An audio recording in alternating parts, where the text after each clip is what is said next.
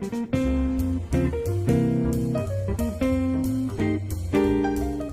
this tutorial, I'm going to show you a brush that I created, and this is sort of a continuation of my ink and paint class. So we're talking about calligraphic brushes in Illustrator, and I'll show you that brush, and then I'm going to show you a way of making an interesting sort of dimensional ribbon in Illustrator.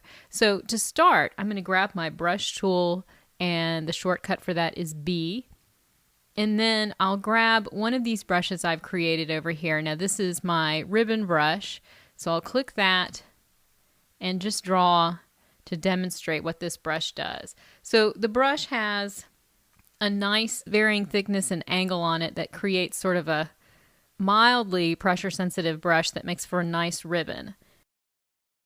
And then I've created one here that is for vertical ribbons, more like a streamer. And so I'll quickly show you how I created this brush, and for more information you can see my ink and paint class. But here are the calligraphic brush options that I set for this brush. So I've set my angle at 40 degrees and I've based the variation here on rotation. Now I'm using an Intuos 4 tablet. I also have a bamboo tablet, and neither of these support barrel rotation. In order to use the barrel rotation feature, you need an art pen, but it still has an effect on the brush here. So set your variation here to 180 degrees. Now if I had this lower, you can see here in the brush preview, the rotation is happening at a slower rate. So when I turn it all the way up here, the brush is varying. The angle is rotating by 180 degrees, and that's why you don't actually see that here. But I have it set to rotation and variation of 180 degrees. And then roundness is set to 9%, and that's fixed. So we have a brush here that has just a little bit of thickness to it. And then the diameter, which is really this measurement here, is 22 points. And it varies based on the pressure that you use. And I have a variation here of 13 points. Okay, so that's how I created this brush. And then for the vertical brush, everything else is the same. I just changed the rotation angle to 90%. Okay, but I'm going to go back to the horizontal brush, and then I'm going to draw a ribbon-like stroke here. This might take me a couple chances to get one that I like. One that's nice and flowing and dynamic. And I'm going to change the highlighting for this layer so that you can see it better. And wherever you see a little wobbling here, it's pretty easy to just iron it out using the smooth tool. So while you've got the brush tool, you can just hold down the Option or Alt key, and that switches you to the smooth tool. And it helps you to sort of smooth the path out, maybe remove an anchor point here and there.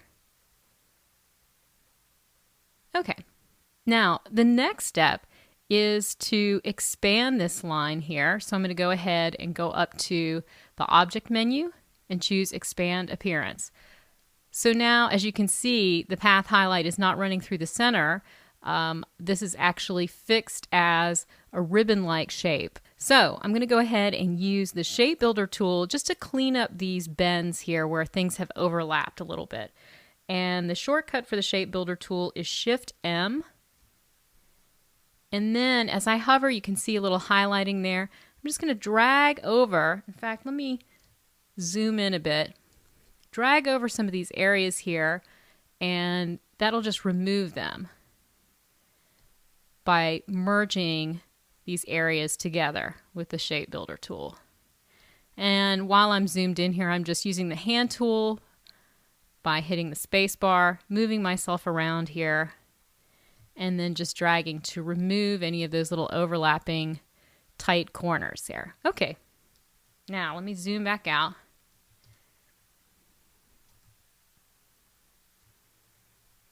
And hit V to get my arrow tool.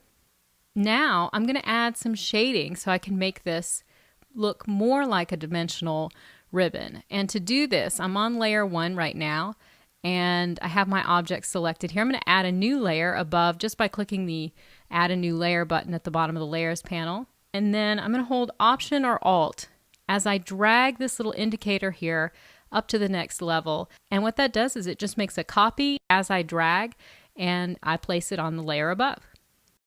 Now I'm going to double click on this layer, and I'm going to change the highlighting for this layer so that you can see it better.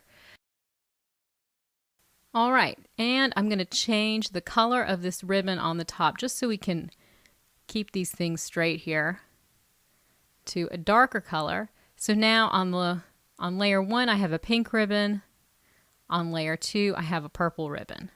And I'm going to lock layer 1, and on layer 2 I'm going to start erasing this purple ribbon to reveal the pink ribbon below. And I'll use the eraser tool for that. And the shortcut is Shift E. And the eraser tool is right here in the tool panel.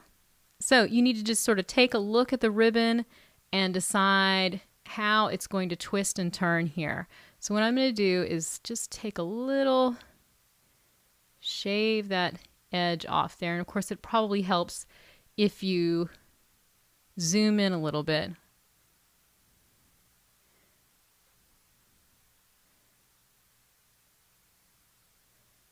Okay, and then I can switch to my white arrow and delete the extra shape there. Then go back to my eraser tool, Shift E. And let's see, I'm going to go all the way over here and cut it there. Draw a nice little curve there. And then switch to my white arrow and delete. And then I just have just a little bit here that needs to be revealed. Okay, so this looks pretty good so far, but there's one more step that I want to take. If I turn both of these off and just turn this one on, so we can see I have just one set of shapes on this layer, and on the layer below I have the full ribbon.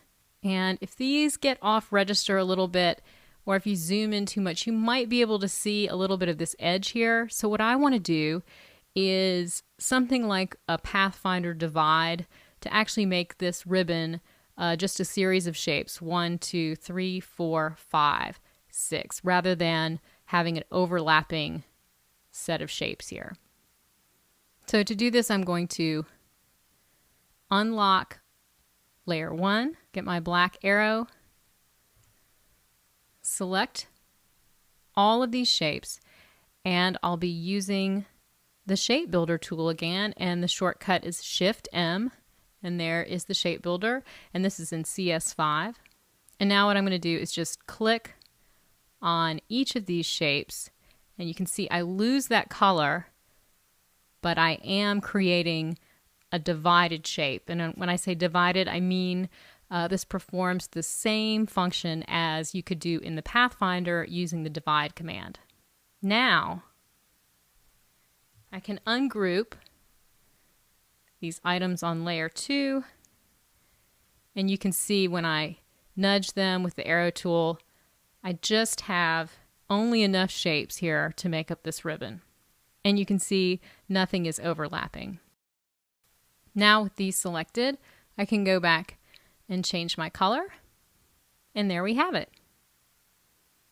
If you're interested in learning more about what you can do with calligraphic brushes in Illustrator, then check out my ink and paint class. My name is Laura Coyle, and I teach online Illustrator classes on reneepearson.com, and I also have more free tutorials on my YouTube channel at youtube.com/coileart. Thanks for watching.